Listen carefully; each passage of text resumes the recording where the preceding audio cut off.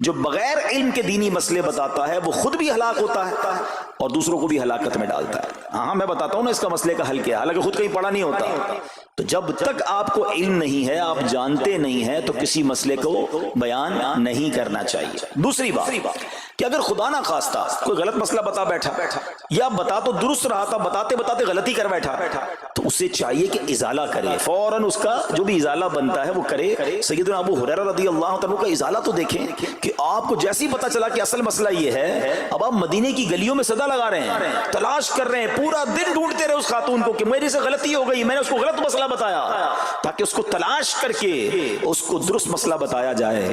اللہ اکبر. صحابہ کرام کی ادائیں بھی کتنی نرالی ہوتی ہیں، اللہ ان کا صدقہ عطا فرما دے. اب ہوتا کیا ہے کہ کبھی کوئی غلط مسئلہ بیان ہو گیا، یا بیان میں، مشورے میں، درس میں کوئی غلطی ہو گئی، غلطی پتہ چل جائے، اب شرم آتی ہے کہ کیسے کہوں مجھ سے غلطی ہو گئی ہے، میں تو اتنا بڑا مبلغ بن کے گیا تھا، میں نے تو جناب اتنے پبلک میں بیان کیا تھا، اب میں کیسے بتاؤں کہ جناب میں نے یہ غلط پڑھ دیا یا غلط بیان کر دیا. حضرت ابو ہریرہ سب سے زیادہ جن کو حدیثیں یاد ہے، مگر سچ بتائیں بات سمجھنے والی پتہ کیا ہے؟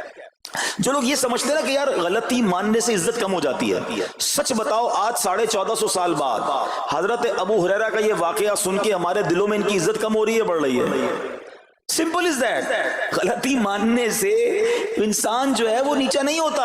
اللہ میرے پیر و مرشد کو سلامت رکھے، جن کی برکت سے لاکھوں علماء بن گئے ہیں، مگر آپ اپنے مدنی مذاکرے میں اپنے ساتھ علماء کرام، مفتیان کرام کو بٹھاتے ہیں، اور اگر کوئی توجہ دلاتا ہے تو لائیو چینل پر آپ فرماتے ہیں کہ یہ مسئلہ یوں نہیں یوں ہے. کوئی عزت کم نہیں ہوتی جناب.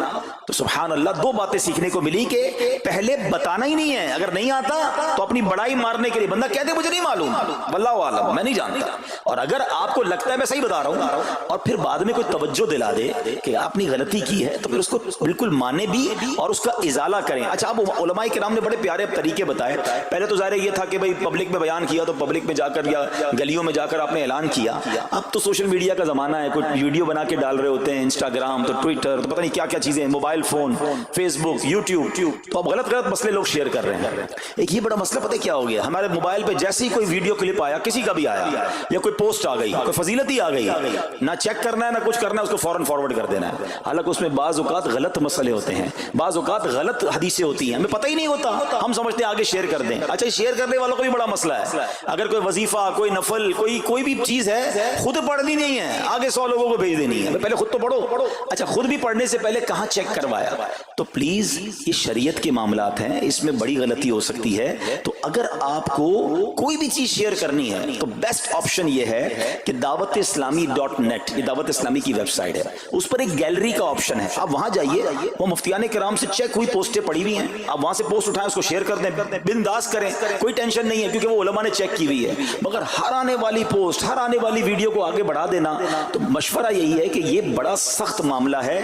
کیونکہ یاد رکھیے قرآن مجید فرقان حمید میں اللہ تعالی ارشاد فرماتا ہے وَمَنْ أَظْلَمُ مِمَّنِ افْتَرَىٰ عَلَى اللَّهِ كَذِبًا، اور اس سے بڑھ کر ظالم کون جو اللہ پر جھوٹ باندھے.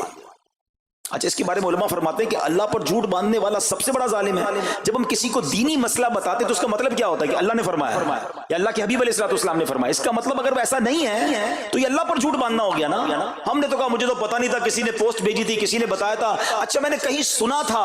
اب کئی لوگوں کی تو عادت پتہ کیا ہے، ان کے ساتھ بیٹھو نا تھوڑی دیر بعد کہیں گے اللہ یہ فرماتا ہے، اللہ نے قرآن میں یہ فرمایا. پوچھو کدھر فرمایا، بولے یہ نہیں پتا. اللہ قرآن میں یہ کہتا ہے. کہاں کہتا ہے بتاؤ نا، آیت دکھاؤ.